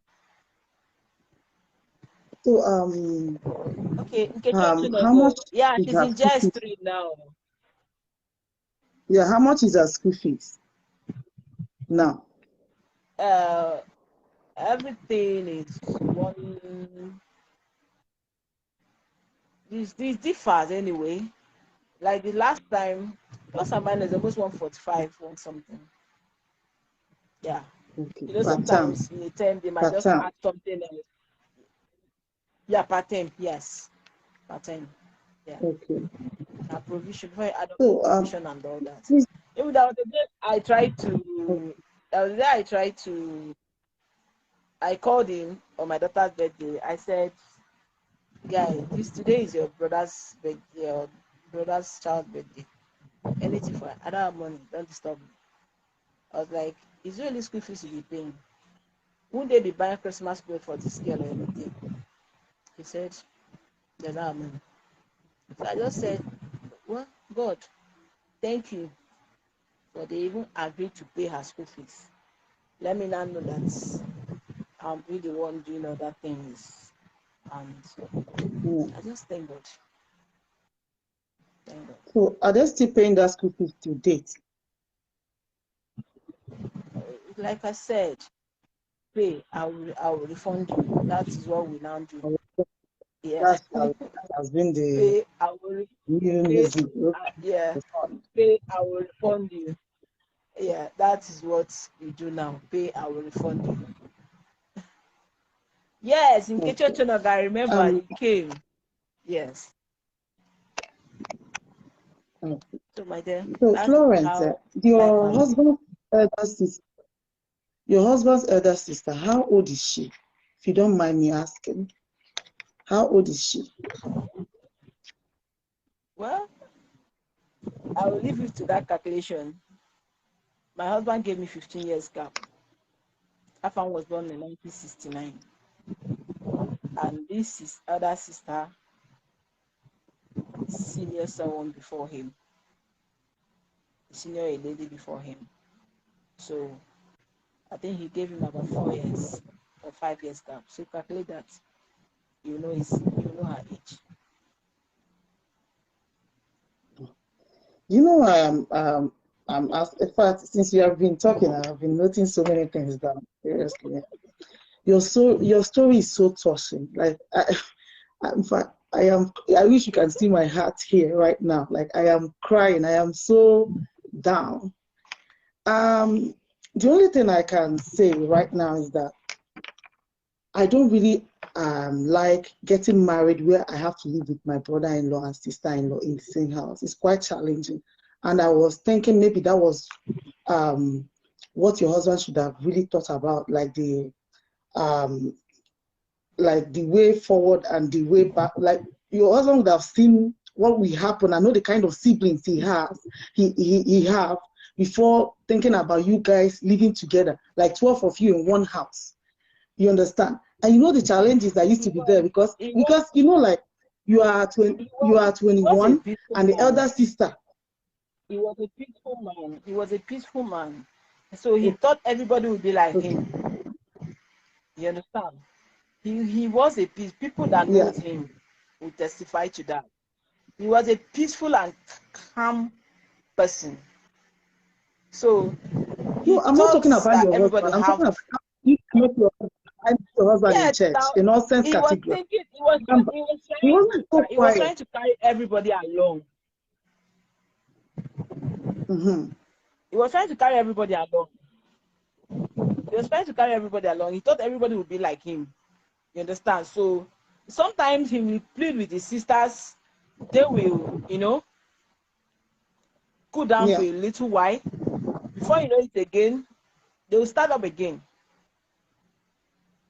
All their mind was they are coming to because they have been together since their parents died. So it was just only them. I would say it's just jealousy. Let me just use that word. This small girl coming to That's tell us what to I'm what saying to do because in what our now brother's because place. they get from their brother, they will not be getting it anymore. So there should be a demarcation. It's not like the husband will, your husband will show them love, but everybody living in the same time because there's nothing you will do that you can please them. It's so frustrating. Seriously, your story is so touching. Like they really frustrated your life being inside that home. And I feel bad that you are pregnant and they could not be there for you. They were starving you. They were not giving you food. Not even thinking about this is my brother's child and how will that baby survive in your womb. And they don't care. And minding that your husband was sick and was on that dying bed and they don't care. And also that your husband was sick, they took the cups out of where your husband was and hid him for you not seeing your husband, not even communicating with your husband or seeing him to leave a last message for you, a last word for you before giving up. This is so heartless. In fact, they're heartless, they are wicked. We are apart for 6 months before he died. Yeah. But in the other way around, I thank God anyway, because I don't know what could have become of me if that man could have died on my hands. That's another thing. That's another thing. Yeah, that's Yeah. another thing, because we were too close. Looking at it, So yeah. No, I'll say we he's are a far very from being calm like guy, very one guy. quiet. No, the guy is too calm. Wow. He's too And calm. He has a I have very good seen him. heart, Remember, we and visited he's my, too calm. yeah, He's too he's too calm. When I mean calm, he's too calm. He's too that's he was the best in their family. He was the best in their family. Till tomorrow, I have no regret of marrying him. Till tomorrow, I have no regret. If I have my way, I'll still tell God to bring him back. Seriously. I'll still tell God to bring, because I know if something like that exists, when he comes back to life, there will be a lot of changes. yeah, a good man is always a good man. That's why I think when someone is good, There will be you'll be a lot there of for the changes. person, no matter how bad people put you down. You don't care because he was there. So He swept you off they your just feet. He was there. they took advantage of his kind heart. That is what really Yeah, happened. yeah, They took advantage of his kind yeah. heart. Judith, you were right. Shebunam is one. She's so strong. Even every day you see her smiling without her pink lips. You will never know she has this kind of big body. Eh? You are so right. I'm telling you the truth. Even the first time when I came back, I met her. We had a nice time. We hell fast. I was so teary, like my sister Florence. This is what Like my cousin is saying. This is what my cousin is saying. what was That she? day, God, that yeah. day she said, babe, I don't know you for Oh, this kind of thank thing. you very No. Why much. are you leaving these people? I said, Yeah, but did they allow you to put sand in his grave? All those the normal thing they do, the normal procedures they do when someone dies. my dad, I didn't near the grave. I didn't near. Are you serious? I didn't near the grave. I was just These during people the are so. line state, I was just allowed to go in. During line state, I was just allowed to go in and see him. After that, they gave me a chair to sit down. I sat with my mom, her friends. My family were just all around. So when they wanted to bury him, they just took him. I didn't hear his grave. I didn't. I didn't even take pictures with his corpse, nothing. So Wow. up to now, I'm even still struggling to show my daughter pictures of her father because I don't have any. With time, she will get over that. I It's don't have very any. difficult. Yeah, and I want to say thank you, all thanks to your sister, your elder sister, because it's not easy. Seriously, it's very, very Oh, difficult. It's not everyone that you can see and that the can raise husband someone as else's child. well. Because I've seen that's the first time I met her on Facebook when she posted how she did a taxi. I don't know, I think it's taxi job or something, and I was like, wow. She was so bold and brave when she wrote that story. So that was when I saw her last name, Anadi. I said, "Oh, this is Florence's sister." So I reached out to her. We talked. In fact, her heart is a heart of. She has a heart of gold. Please, I want to say thank you so much. She helped me. She really helped me because after everything she said, you see this girl, she's my daughter for now. Go and fetch for yourself. And she held on to Good. it. She held onto it. It was when I started working that I was like, okay, babe, it's not my responsibility. Let me take up her bills, you know. But every other thing, she held onto it. Uh, she even the husband was something else, you know. That one doesn't. My daughter became his best friend. Mhm. Sometimes I get jealous of the way they treat her. You will never know that they are not their child. And even till now, Yeah. I know she's online. Whenever I think of taking my child, my sister will be like, I don't know what this girl is saying. She's not even thinking of that. She's not even thinking of that. But I just thank God. The journey has not been easy, my dear, but It's I thank God. awesome. And another thing is Yeah. that I know that people are hearing me. This issue of telling someone that she killed her husband, that statement can break somebody. Even as of this Yeah. January 2020, once he told me that I killed my husband, he won't believe it. Someone told me that. You know that up till now, I still have that's I'm still having asking questions. What caused this guy's death? Am I really the cause or what? I can't say. I can't say. Up till now. You're not the, it's Up not till you. You now. didn't I kill still your ask husband. that I still ask that question. What really happened? Yeah. I wish this guy was alive, as in to speak for me. I wish this guy was alive to speak for me. You know, to tell people that this girl does not even know anything. No, I yeah. don't know. I don't know. I don't know. You didn't kill your husband. Things, we can't question God, and things, anything can happen tomorrow. But you did, so far I'm concerned, you did not kill your husband. Seriously, your husband fought, but yes, he tried to leave. He tried to raise his kids, to see his kids and also raise the daughter. But death came in, and then that's it. But he did not kill your husband. Always know that when things happen like this, oh, brother-in-law, sister-in-law can say anything. They will tell you that it's your fault. Okay, look at the way they said infidelity, that you maybe slept with someone outside. All those kind of nonsense. It must come in. You understand? They will find a way to crucify you. That's why I said, don't even worry about that. What you should think of now is your sanity, how to be happy, how to move on with your life, how to take care of your daughter, and somebody, a nice person will marry that your beautiful daughter, and that your daughter will wipe away your tears, and then give you grandchildren. And then if a beautiful guy, that is someone that knows what it means to marry a princess, a queen like you, then you will make another family.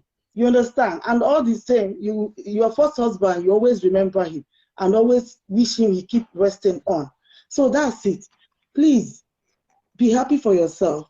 Please, if you're watching us, please keep sharing the video. And also, can you hear me? Can you guys hear me? What's happening? Okay, yeah. If you're watching us, please keep sharing the video, please. And if you want to reach out to Florence, after this video, I'll also post her number or her account number on how to reach out to her or how to support her. Okay, and if you have any question for Florence, you can do now, please. I know she's a queen till tomorrow. Luna said, they never liked you, and let that thought leave your mind. God is a judge. Thank God you are alive today. Yes, Luna, you are right.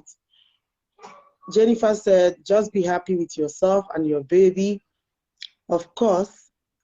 Onuwa said, stop asking that question. You didn't cause the sickness or death. Anyway, something are better off unsaid. Don't worry. If it was they never killed, liked me. killer, They never liked me for me. of course, Onuwa, They never you are liked me from right. the onset. Yeah, that one is They true. never liked. They never liked me from the onset. Yeah. That's one thing about when you go into a family whereby it's only your husband that loves you. The siblings doesn't love you. In fact, it's only your husband you are holding on to. If anything happens to that man, my dear, you are just on your own. Very difficult. Someone is asking, is she So, married? No, she's not married. She's not married to, none of them are married to now. why will they marry? When you are wicked, when they treated, see, this thing happened to my mom's sister, and they ripped, in fact, they suffered. They have to come and beg them. You can imagine someone marrying at the age of 60 years. You understand? Yeah. A wicked person can never go unpunished. You will suffer for what you did. That's one thing I believe. I am very honest. Please, my dear, just be happy. In fact, I thank God that every day I see you, just be smiling like somebody that won a jackpot. Just keep smiling. That's what I want. Not married till now. Whatever one sow, they shall reap. Exactly. They can't marry with their bad attitude. Princess, keep on, dear. God will definitely see you through. Amen. So if you have any questions, just keep posting, and she will read it, and we answer, and then see a therapist if you need it. Please ride yourself off the confusion, because it is limiting you in some ways. Thank you, Ugochi Judith. So beautiful with gap teeth and kisses. Thanks. That's one from Naya. Fum fum. Babe, don't worry. Good things are on your way. Amen. The Lord is your strength. Amen. Elizabeth. Yeah. Yeah. Just, marriage. I used to say marriage, when you go in, nobody knows what to encounter when you go into that marriage, because they don't want his brother to get married because of the benefits, and that one is true. Yes, because the younger sister told me that I cannot just come and cut off what their brother has been giving to them. Yeah. She told me that to my face. Even during my wedding period, she told me that I'm the one that is now enjoying their brother's money. So I asked her if she was going to come and sleep with her brother so that she'll come and enjoy whatever I'm enjoying. But that was what I explained that at the first time. Like, getting where they have 12 people living in a house and their brother is taking care of them, they are getting everything they want. And now somebody else is coming in to be their brother's wife. What do you expect? They want to get you out of the way so that they can still be getting everything they want. That's why I said that was only the mistake your husband made. He would have gotten something, maybe like a four-bedroom flat or something, and put all of them there so that he can enjoy his wife. You understand? So that's just the only wrong thing your husband did. But every other thing, he was there, he carried the option. Yeah.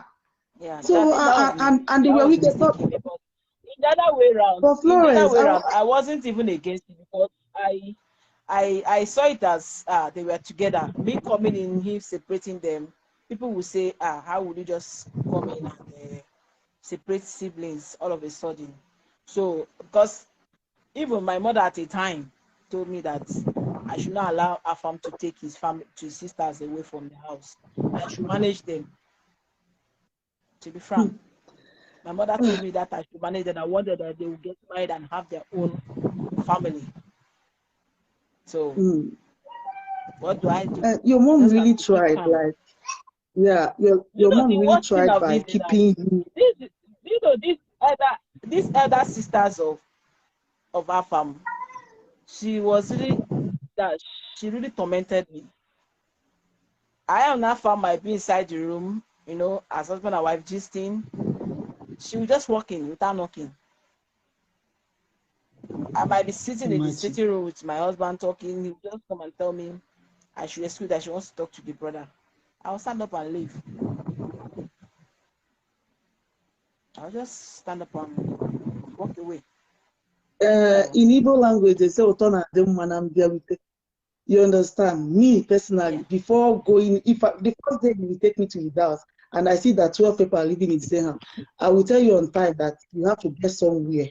They have to stay, so I can then enjoy my marriage.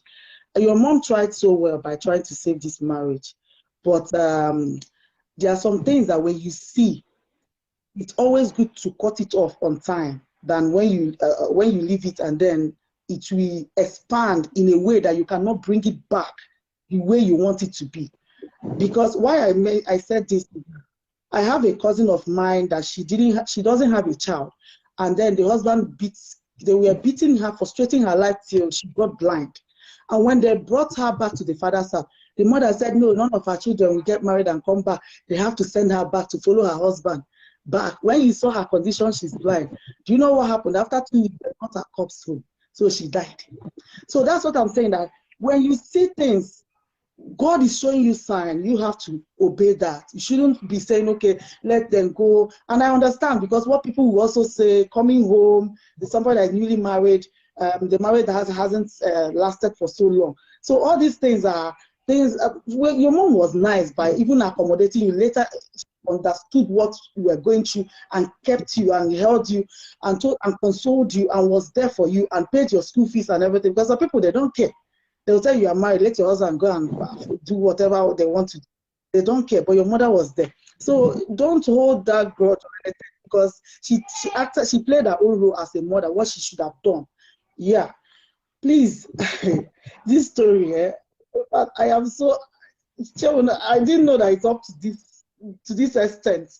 I knew part of this I've story, never but said, not I've never, this way. Hey, yeah, in I fact, I'm never said, sorry even what. Nkechi Nwankwo just said that this is important. Nkechi Nwankwo said their house is just like my second home. So she's Yes. surprised because I've never said this. It's only people that are white that was there, someone like TC, that knew everything from the very onset. You understand? Mm, But every other thing, yeah. I don't say it out to anybody. I don't. Even Yeah, that my but it's final good. year, to pay school fees there was a problem. Because our school fees was increased to 60,000. Where do I get the money from? I was having issues with my people that I should quit the marriage. I refused. My dear, and as God may have it, God always have a way for me. That year, they said that we're allowed to pay half of the school fee, which is 30,000. But I didn't have the Yeah. money. I even forgot to tell you that at the process of this marriage, I lost my wedding ring. Yeah, I think that was the genesis of my problem. I lost my wedding ring. One day I finished eating with my sister for me to wash my hand. I said, okay, let me put this inside, wash my hand very well. This ring just fell off from my hand, and that was it. Till today, I have not seen that wedding ring. Till date. So during this time that they took him away, that I went back to school, I was, going from one prayer house to the another, trying to search for, know if I will have any clue of where my husband was. So then I met one of my pastor friends in school. He was a student pastor then, Pastor Chooks. The first thing he told me was, where is my wedding ring? Then any day I find my wedding ring, I find my marriage. And it was this same pastor that paid that half of the school fees that made me to write my first semester exam. Wow. Yeah. He raised it up. A week to the exam, he called me. He said, have you paid your school fees? I said, no. He said, why didn't you tell me? I said, I don't know where I was going to get the money from. So he said, okay, during the fellowship on Tuesday, my exam was starting on Monday. So the fellowship on Tuesday came. I came. So he raised up the topic that two people were here looking for school fees, that they want to raise 60,000 naira so that they will pay half of the school fees.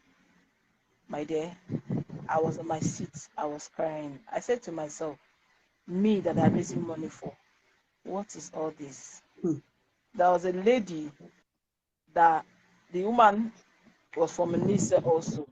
She knows my husband very well. She never believed I was one of the people that they're raising school fees from. But the woman pulled off her gold chain, brought it that they should sell and be able to pay the school fees for those people. She never believed it. It was after everything, after Farm's death and all that, that one of the days of joint fellowship, I went to meet her. I thanked her. I was like telling her, see. I was the one that they paid school fees with your gold. She never believed it. mm. She said, you, Afamokun's wife. I said, yes. They said, what happened? So that is a long story, but that Afam is dead now, that everything is just like. So my dear, there are a lot of lessons to be learned.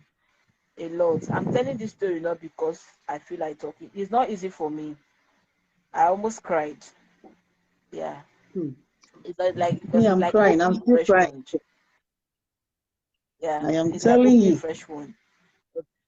It's But possible. I Yeah. want people to learn.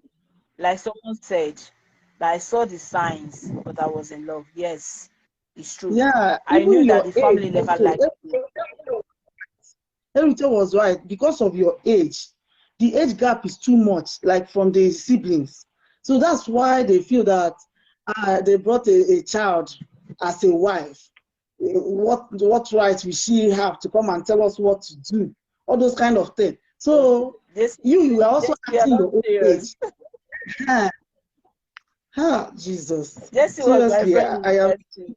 He was before I got married to him. My elder brother never wanted me to get married, so he gave me an assignment that I should write 100 reasons why I should marry her from.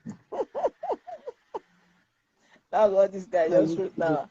Yeah, it's true. My Oh, brother yeah. never wanted me to He get married asked because because. yeah, I should give him 100 reasons why I should marry him. It's true because he said I was too young. At 21, marrying Mhm. someone that's almost 15 years, and to be as funny as this thing might sound, people that know him, if you see him, oh my God, you will never believe his age. I even look older than him. I look older than him. Yeah. So Hmm. they just they took advantage of his kind heart. Yeah, that is all I can say. I And know. I believe I believe everybody have learned from my story. Mhm. Yes, and please, it won't do us any good fighting our brother's widow. This journey widowhood is not easy. The road is too rough. Despite I was away from my husband, I was apart from him for 6 months before he died. This is the 12th year that he died, but I've not still recovered. I've not. I still talk about him like it was just yesterday. I still pray to God that if it's still possible for him to bring him back to me, that I will still accept him. I wish. I do. I wish. Yeah. And all this while I've been holding a lot of grudges towards these people, but I think it's time I let go so that I'll have Let my go. peace. Yeah. Yeah. It's time. Just let go. Be It's yourself. time I let See, go. as you heard now, just let go. It's Be time I yourself. let I'm go. telling you, the way you will rise, whenever you walk, ground will shake. They will not even believe it's that lady that they're frustrated. Is this? In fact, they will even come. They will look for you. They will ask for your forgiveness. They will be begging. You will not understand. Mark this thing I tell you. They will come, they will look for you. Even that daughter, they don't bring her this, I don't have money, we pay this, that. They will be begging you. Then you will be telling them, don't worry, I can afford it. I can take care of my daughter. You guys don't need that. And that's what I used to tell some people. When you get married to a rich guy, you are so relaxed. You don't want to know where your husband's account number That's is. You don't another want to know thing. how many houses Yes. thinking that your husband's life is in your hands. No, because of tomorrow, you can know how to gather those things and keep them well and use it to train your children. And that's why you see so many people, they are living from grace. Now they are down to nothing because those things, they didn't That was my secure those biggest things issue on time. because I never cared. You understand? I never cared. Yeah. One is that I didn't ever believe that he would die so young. Secondly, I saw it as it's okay, since you said it's you and your brother's business, okay, we should continue. It's not my business. Let me go and look for mine. You understand? So I Each never of us, no cared. problem. We have to come and take permission before we know this. Each of us said he has a brother to that wants to marry He's you immediately. married. He's married now. Yes. So Yes, don't worry, just the two brothers are married now. Yes, the two brothers are married now. Yeah. The two okay. brothers are married now. Yeah. They're married. They're married. They have their own family. Ah, they Yeah, have their own family now. my sister, They're married. But thank you the so younger one that was the chief of everything, did not even allow his sister to live with his wife. He learned from his brother's mistake. The male one, Good. not because he has 2 younger brothers. He never allowed his sisters to live with his wife. Exactly. He avoided That's it. even good. Yeah, it has happened. It has happened. But I just hope that all of them will wake up one day and know that they did the wrong thing ever and ask for your I don't even forgiveness. care. I've No, forgiven them. I don't even care anymore. no, After sis, this, I am telling you, like it this, will one day, when it will someday happen. That's why you see people, I they don't care suffer. anymore. Have you seen someone growing older, getting older, and then he's suffering or she's suffering, and she can't, in fact, she'll be begging death to come, but that death is not coming. You are just there in pain. You are dying, but there's no death for you. You are suffering for the wickedness, for everything you have done to get. That's this kind of punishment that comes to such people. Seriously. Please, I really want to say thank you for coming to this show and telling your story and for people to learn. But I want you to also forgive them. This me, Florence, I'm telling you, when someone wronged me, I forgive and let God handle any other thing. I just say, God, let your will be done. That's it. You just move on. Once you forgive them, you will see how you will, in fact, you will rise. So forget everything, forget the I'm past, saying forget this everything you now. have done. Don't even bother remembering it. I'm saying The this thing that now. will put a I'm smile saying on this. your face All is this your while, daughter. Your daughter is everything you have right now till you remarry and then you have more kids. But you see that your daughter, that's everything you have now. That I am telling you, when that somebody marries that your daughter, you'll be smiling. See, is this me? This is my beautiful daughter. You see, the other day when you sent her picture, I said, this girl is getting taller every day. So she'll be taller than you. It's like that. And you remember when she was little, and look at her now. So every day when you pray for your husband, your late husband, you just keep saying, God, may he so rest in peace. May he be in the right place. You know, that's all. And just move on. Okay? You really tried. And I really appreciate you coming to this show. Please, my audience, if you have anything for Florence, I'm going to post Florence's account number and her details. If you have anything to support her, please do. I really appreciate that. So Florence, from I and Amy, my husband, you know I always call him Amy, we have something for you, but I won't say it here for a reason, and you always know why. But I will send it after the live show, okay? Thank you so much. We love you. thank you very And we much. have Anyone something that for came your daughter, online, I really but we will appreciate. send that once those things arrive. Remember what I told you over the phone. But please, my sister, Yeah. every time you walk, just keep smiling with this your pink lips and gap teeth. Just forget everything and move on. And the sky will be your limit. Thank you so much. And forgiveness is the key. Thanks, Jennifer. Yeah, I already Yeah, told her sure. that. I have. It's not easy. Like when someone told me Yeah, why did I want to share this story, I just told the person that I think it's time for me to let go yeah, permanently now. please. Um, it has not been easy, but it's time for me to forgive them. Let me have my peace. You understand? I've been having grudges. I've been sometimes even my daughter will try to ask me 1 or 2 questions about them. I'll wave it off because I don't want her to have that enmity. I don't Bad want her to have intention. that Yeah. evil mind towards them. Yeah, I don't want her to have that evil mind towards them because she is already having it. So I Mm. tried to cut it off, and she being under my sister's roof as well. My sister have warned her never to even think of that. So, but Yes. right now I am saying it, which I believe that they will surely see this video. I forgive them. Let me have my peace. Yeah. Please, thank you Yes. so much. Forgive them, leave them. Even if any day they call you, how are you? Hope you're fine. At least the only thing is your sense now. Yes, thank you. Yeah, I'm fine. The baby is fine. All the best. God bless you. That's it. Just forgive them. Life goes on. You move on. Thank you. And thanks for everyone Despite that that, came on live to support us. another thing is that I want to ask one question. In Igbo land or anywhere in the world, I want, if people know the answer, they should tell me. When a woman's husband died, would they still return the bride price?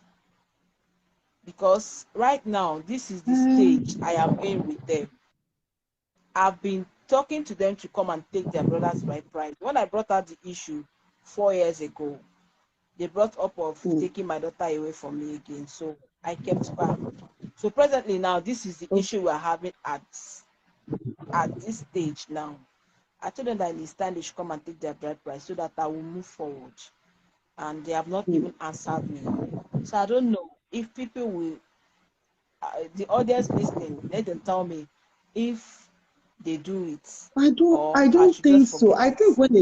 think when someone's husband dies, that's it.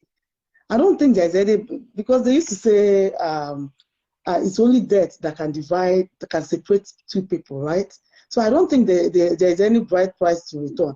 And also, Florence, when you are trying to return a dowry and they refuse to collect it, go to the court and keep it for them there. I think every day they take either 5 naira or 25 naira till the money is exhausted, and that's it. You are done.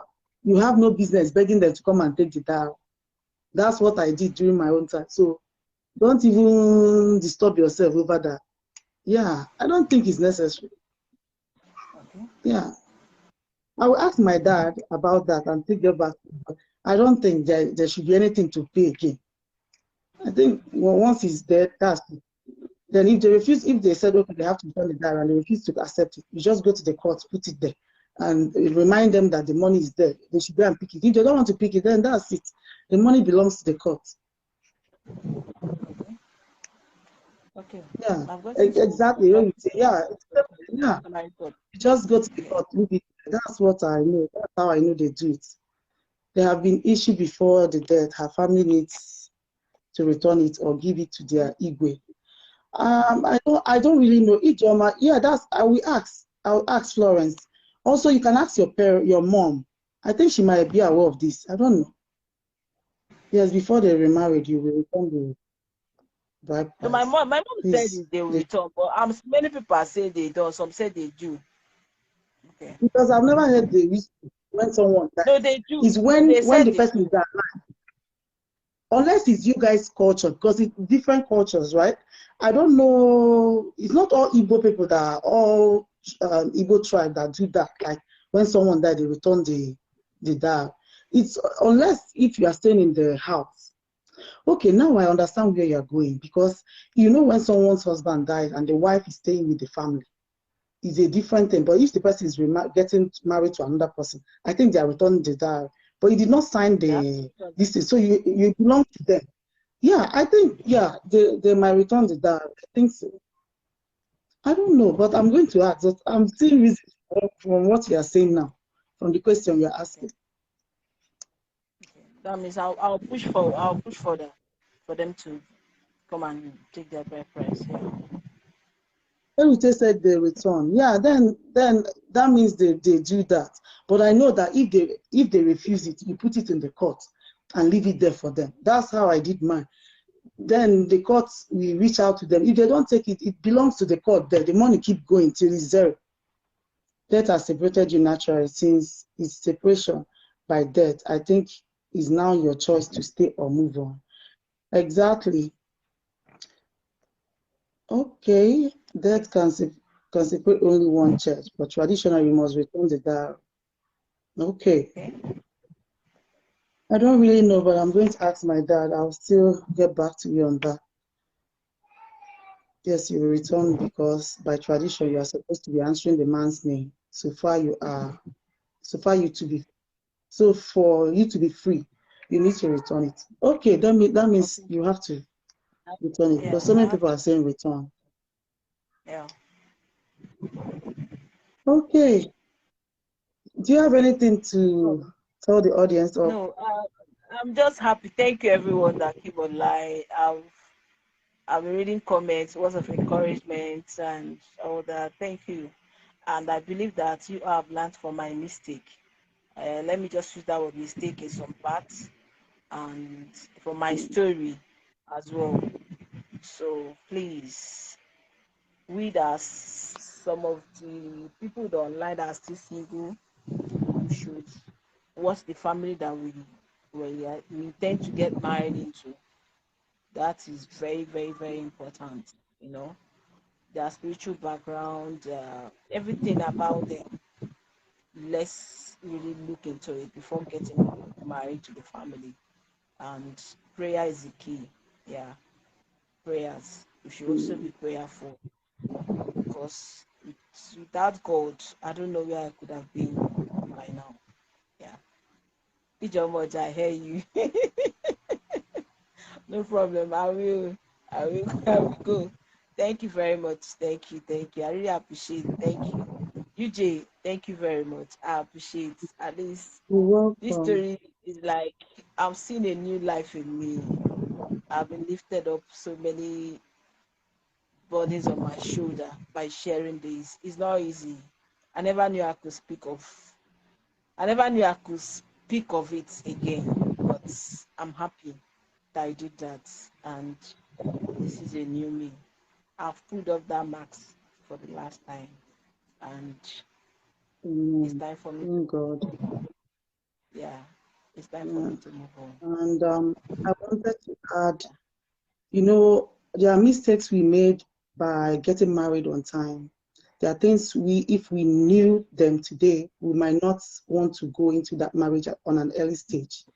So Yes. me personally, I made that mistake also, and I told myself that none of my daughter will not get married so quickly. Like, so get married on time, like maybe 18, 19, 20, you are married, just like that. Because you don't know so many things, you might not know, you don't know your left from your right. There are things you might be doing, you are doing them in the wrong way. And by that time, you might see yourself, you want to come out, and then again, you are No, trying to. I married the right man, but I married into a wrong family. That was my own case. I married a good man, but into the wrong family. Yeah. So my prayer next is, Father, give me a family that will accept me. That is it. It's time to move on. Yes, it's time. It's time. I feel relieved. I feel relieved talking about this. I a lot lifted up from my shoulder. I feel relieved. Seriously. I'm so light as I am right now. Thank you very much for this. I never knew I could say this. I never knew. I never knew. And I can't imagine my first time of talking about Alpha without shedding tears. This is my first time in 12 years because he was everything to me. He was everything to me. But I thank God today that I'm alive to still tell the story. So a new me right now. I've pulled up that mask and I think it's time to move on finally. Yeah, it's Please, time to do move move on. on. Thank Forgive, you. I move love you too. on, be Thank happy, you be very much, yourself. everyone that Be the yeah. Florence and Adi you need back in the days. Thank you very much, Uju. Thank I you so appreciate. much. Thank you. Yeah, and Thank you. thanks for coming to this show. And for my audience, thank you guys for joining this live show. I really appreciate you all. Please, I will post our account details. If you have anything to support our sister, please do. I really appreciate that. If you want to reach out to her, I will also attach her number. Babe, so you're cool. Me adding your number there, right? Yeah, sure, Yeah. sure, sure. I'll add her number when I'm putting the account details. Please, if you want to reach out to her, please do. I appreciate that. Thank you. I'll see you guys next Thank you very time. much. Bye. Thank you. Bye. Bye.